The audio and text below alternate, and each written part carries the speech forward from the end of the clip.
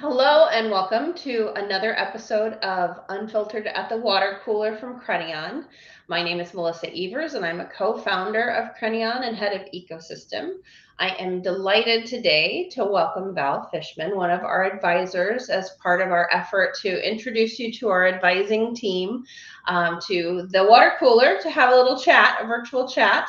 And I'm so excited to have you, Val. So let's get started with a little bit about your story. You've had an incredible career across so many different vectors of the water sector and have done some really innovative things. And I just would love to hear you talk a little bit about your background and what brought you to this moment and your engagement with Kreneon. Awesome. Well, thanks for having me, Melissa. I am thrilled to be here and always enjoy participating in podcasts, so this will be fun.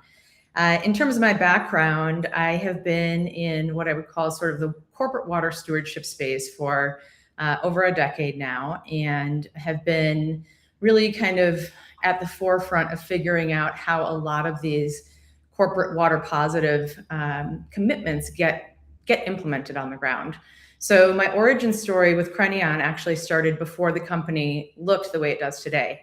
So Michael Owelling, he originally reached out to me when he was exploring broader ways to kind of unlock private capital for water. What stood out for me was that he was asking the right kind of question.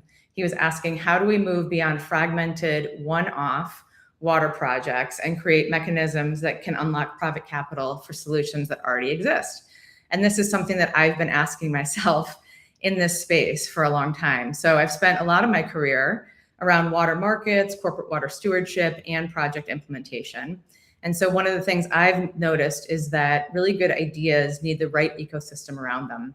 And so when I first met Michael, I felt that he had a compelling vision, and what he needed was really just the complementary expertise around technology, markets, finance, and ecosystem building.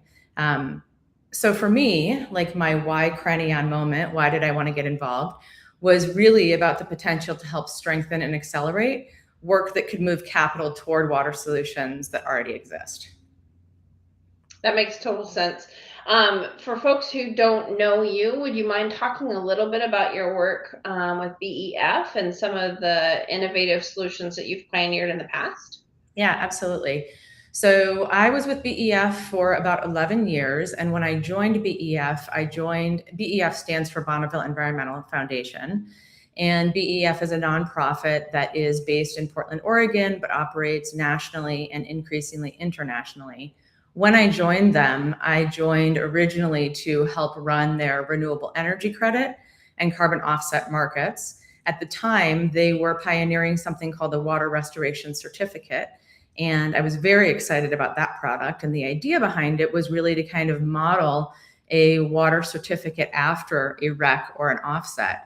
But we very quickly knew that it had to be localized, right? Carbon and energy have impacts on our air that are global impacts, and water is very, very local. Mm-hmm. So anyway, this was an idea that BEF had pioneered, and I guess what I would say is I am the kind of person that I will see a good vision and I will help implement it. I'm not usually the visionary, but I'm the one that can kind of help execute on a vision. So they had the vision for it, and I was very excited to take that vision and say, okay, where do we want to go with this? But like many great ideas, it did not pan out the way that I think we had all originally envisioned. And BEF found itself at this kind of nexus of helping companies understand what is your water footprint, why does it matter, and what are you going to do about it? And so it became less about a water certificate and more about corporate water strategy and what projects can companies invest in to help, balance a water footprint or reduce their impact or have a positive impact in the places that they're going to operate. So I spent almost my entire time at BEF really focused on that water market. We ended up kind of handing off the REC and offset market to somebody else at the firm. And today, I think they still operate pretty independently. They've run their REC and offset market, and then they run their corporate water stewardship business from there. So I decided to leave BEF because I noticed through my work in water that I really, if I was going to make an impact, I had to be in agriculture. And so today I am working in agriculture, and I'm helping kind of broker deals between companies that are looking to have a positive water impact in the communities that they operate in, and pairing them up with farming operations that are looking to use water more effectively or efficiently. Yeah, that's a great segue. So, from your vantage point, which is so anchored in agriculture and farming and the evolution of smart technologies in various technologies in agriculture, I'm wondering, what do you see as the single biggest bottleneck that's holding back either water infrastructure, water stewardship today that most of the public really doesn't have an appreciation for? Yeah, it's such a good question. And I think, like, as humans, we're always looking for, like, what is that single thing? And unfortunately, there never is just one single thing. And water is like one of the most complex things we deal with. So I want to be a little bit careful about the phrase single biggest bottleneck, just because water is so complex that I don't want to say that one issue outweighs the other. But really, here's what I will say is my view is that climate and water, both of them have many of the tools and technologies we need. But what we've been missing are the systems, the structures, the incentives, and very often the political will to deploy those solutions at the pace and scale required. So in water specifically, I'd say one of the challenges is that the sector has not had the same kind of scalable water or scalable market infrastructure that helped like renewable energy grow, for example. So I was just talking about renewable energy credits or certificates. So renewable energy certificates, power purchase agreements, and there's other market tools in renewable energy that really created ways for capital and demand to move through that transition to a renewable energy future. Water has had important project level efforts. There's huge corporate water stewardship commitments, but it has not had a standardized, equivalent, trusted, investable structure at comparable scale. So that's where I think Kreneon is really interesting. Whether someone agrees with every element of the model or not, the team is trying to address a real structural gap. Water infrastructure and water generation solutions need capital, but the market does not yet have the transparency, verified data, standardized units, and transaction structures needed to move capital efficiently. So I don't think the hidden constraint is that we lack ideas. I think it's that we've not built enough trusted pathways for money to move toward implementation. And I think Kreneon helps solve that. Yeah. You posted something recently on LinkedIn, a thank you note from one of your farmers. I'm curious, when you think about the value and some of the challenges that you just described, how do you think that might impact the folks that you work with today? That's such a good question. Yeah, the farmers. So I have been humbled in this position because, again, similar to when I started at BEF, I was like, oh, water restoration certificate, awesome! Like this is going to solve our challenges, and BEF has been an absolute pioneer in this space and has helped create and move this corporate water stewardship movement along. And I think I had the same optimism going into agriculture, like, oh, this is a really big place to impact water. And yet, here I am working one farmer at a time, right? And I think that I'm one person and I'm working with one farmer and I'm working with one company, or maybe I'm working with 5 farmers and 5 companies. That's still not a scalable solution. And so I think that, I think that if we want to have scale, we just need to have ways for like the market to recognize this. So so that specific farmer actually followed up with me and said, hey, do you have any recommendations of where I should be looking in the carbon market, right? So there are carbon markets and there are multiple entities she can look to go quantify the things that she's doing on her farm, all that tie to carbon reduction outcomes. And she has choices of where she can go. But like with water, she literally just happened to stumble across me, right? She found me. I liked what she had to say, and I went and found her some money. Like, that's the story. That is not a market. That's like getting lucky, which feels really neat, one person to one person at a time, but that's not going to change the system. So my hope would be that that the farmers would have access to a lot more options than one person at a time to be able to look for, hey, if I'm going to make some, enterprising decisions on my farm, who are the plethora of entities that might be interested in helping finance those solutions? Yeah, I think that's a wonderful observation. I love the focus on scale, and having, standardized or institutional approaches that will enable a one-to-many versus versus a one-to-one, and not to diminish the impact that you're driving at all, because that's amazing.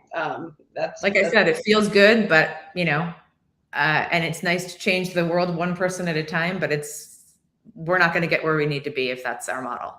Yeah. Yeah, no, totally.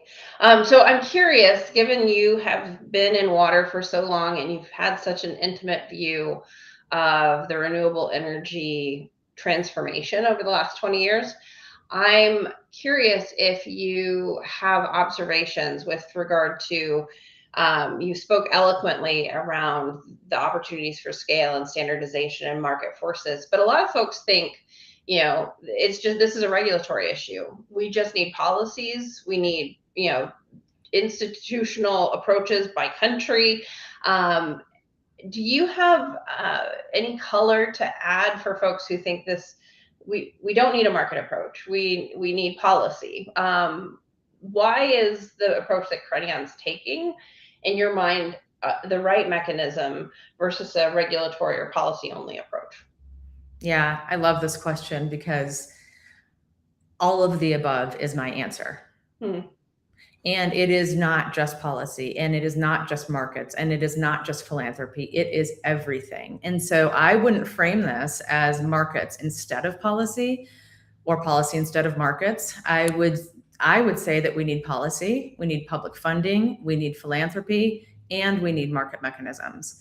So again, going back to my experience in corporate water stewardship, it's shown me that even when companies have very sincere goals about what they want to achieve, many of their efforts remain like bilateral, bespoke, and they're hard to scale. I mean, the example I just gave you.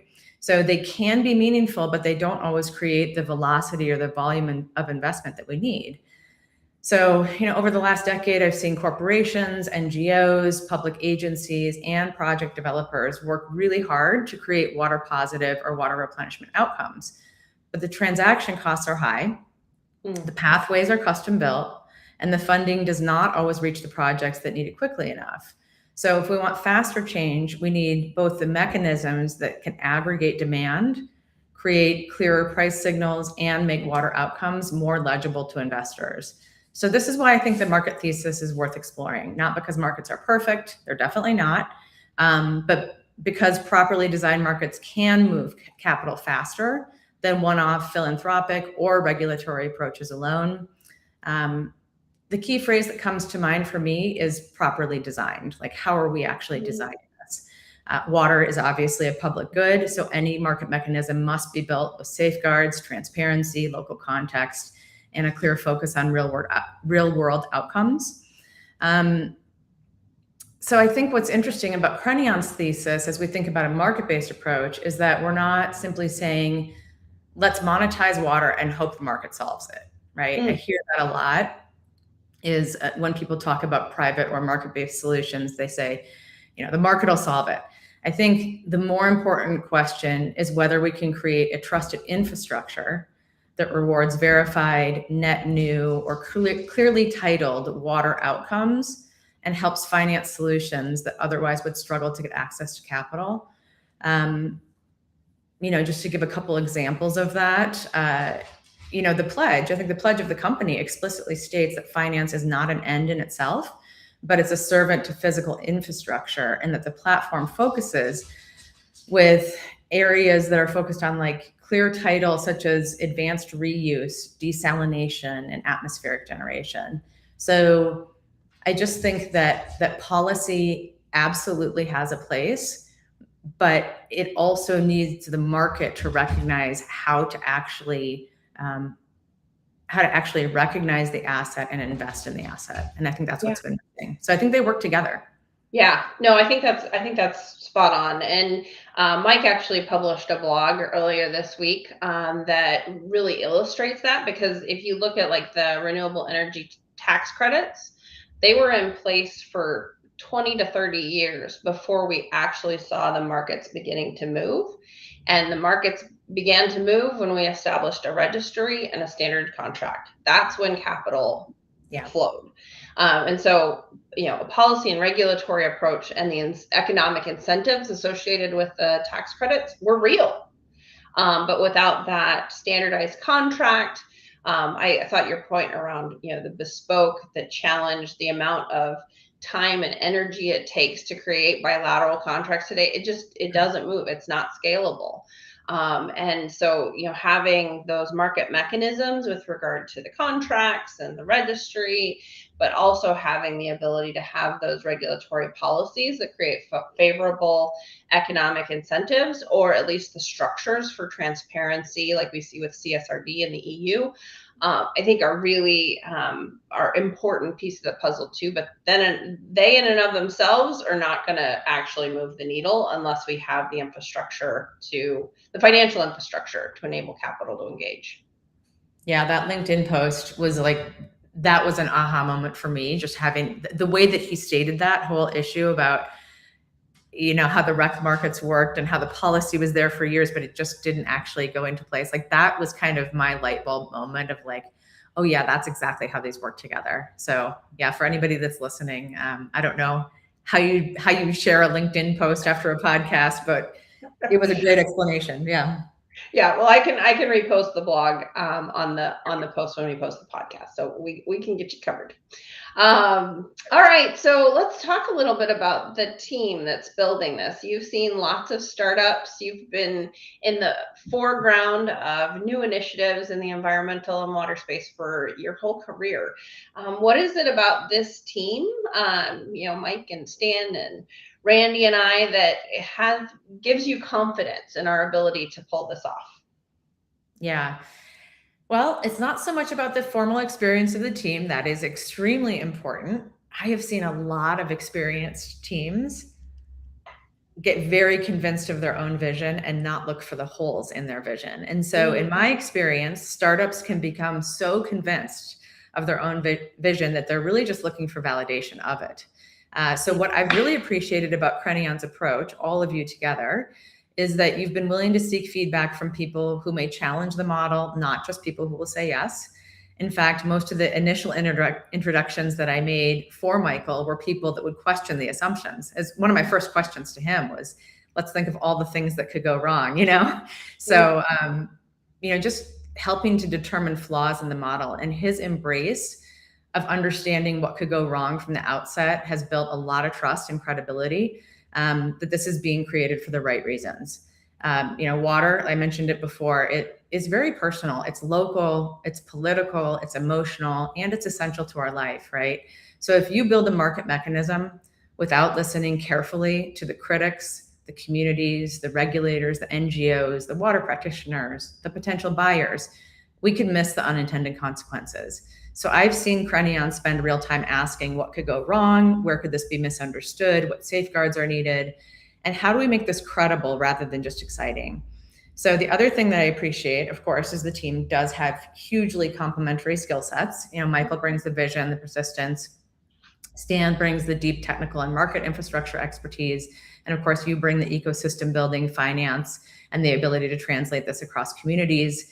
Randy and others bring financial discipline. So I think the combination really matters, because when you're building something like this, you've got to bring together software, finance, and all of that to solve the water problem. So the reason I trust the team is because they seem willing to grapple with any of the challenges as this gets built along the way. I love that. And I think, one of the things that I loved about this team too, when I first joined it, was the focus on disconfirming evidence. Like, tell me why this is not going to work. Tell me what the holes are in this strategy. Tell me where there are minefields that we haven't perceived. And some of those things we discovered ourselves. Some of those things we discovered through the conversations and the introductions that you and other advisors made.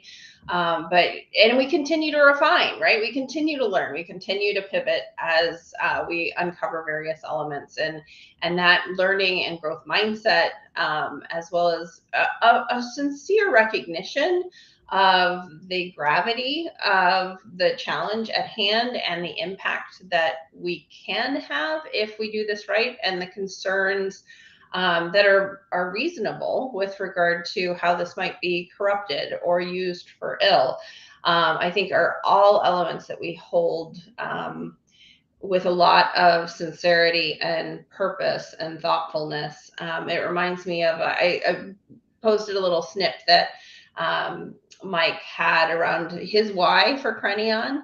And that purpose, you talked about our pledge earlier, is very much inherent to the ways in which we engage and why we are working so hard to try to make this happen. And so I think it does fit together, and you stated that so beautifully. So if we pivot and we think about the future, if we think about how the world might be different, or how your farmer's experience might be different from the micro to the macro, if we roll out 5 to 10 years from now, is there something that you see in that future that makes you excited about the impact Kreneon can have? Yeah, definitely.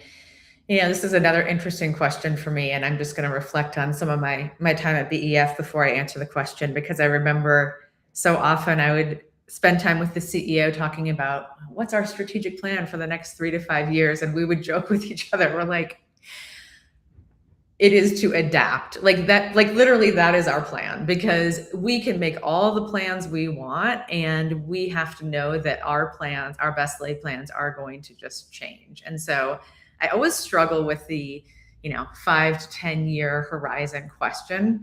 And I'm always cautious about kind of how I answer that, but I've spent enough time around, startups and setting grand visions to know that they rarely unfold exactly as planned. But if this is executed well, I would really hope to see a measurable shift in how private capital flows into water solutions. I think that is the nexus of what we are trying to solve. So success to me would mean that water is no longer treated as an afterthought in climate finance. It would mean that verified water outcomes, especially net new, clearly titled, or infrastructure linked outcomes, would have clearer value, clearer pricing, and pathways for investment. So it would mean that communities, utilities, technology providers, and project developers have new ways to finance solutions that currently get stuck because the value they create is not easily recognized by capital markets. The bigger picture is that water is at the nexus of so many climate challenges, right? It's at the nexus of all of them: food systems, energy systems, industrial growth, community resilience, ecosystem health. Every single one of those depends on water. So the irony is that water has often been treated separately from climate, either as a local operational issue or just rather than a core investment category. So if Kreneon can help change that, even partially, that would be a meaningful contribution. So my 5-year hope is not that Kreneon solves water. I've also heard that term often in too many conferences. No single company is going to do that. My hope would be that Kreneon helps prove that well-designed market infrastructure can direct more capital toward real water solutions, that it can create better price signals, and that it can elevate water as a central part of climate and resilience investment. So if climate finance has spent the last decade learning how to value carbon, the next frontier may be learning how to value water carefully, transparently, and in ways that actually finance solutions on the ground. That's awesome. And that's exactly what we're hoping for too. I mean, when you were making your comments about how long it takes to get contracts or to get new projects financed, It's a very lengthy process. And I think one of the things that we've seen from the energy market is that, because the institutions have become standardized, because they're known, because they're standard contracts, et cetera, we can move energy development projects so much more quickly than we used to be able to do. And certainly as we look at water, we've talked to so many suppliers of these systems, and they have demand. They have the MOUs in place. They just can't get the projects financed. They have the municipalities who want to build the stuff. They just can't align, whether it be municipal bonds or all these other mechanisms that are kludgy and take too long. They just can't get these things financed. And so our sincere hope is that by replicating the energy market standards, we can really rapidly expand not only the access to capital, but the flow of capital into water infrastructure. So thank you so much. That was very eloquently put. I love that. Before we wrap, any final comments or anything that you'd like to add? I think I said it before, but if I didn't, I think that, again, we have the solutions, right? I think we have the tools, whether we're talking about climate, water, whatever we're talking about. And I just think, our barriers have been political will, access to capital, kind of pulling those pieces together. And I mentioned earlier when you asked the question about policy, like, it's an all of the above approach. So I just see Kreneon as one of the really critical missing tools today, that hopefully will be another tool in the kit that will help just accelerate the pace and the scale, and, like you said, the flow of capital. Because I see so many people working on it and so many people desiring this. And so I do think actually maybe we are finally at the turning point where we have the political will, and now we just need to start, executing on those solutions faster. So I'm very hopeful. Wonderful. Well, with that, I will conclude our chat at the water cooler. Thank you all for joining us for another episode of Unfiltered at the Water Cooler. And we will see you all soon. Thanks so much. Bye.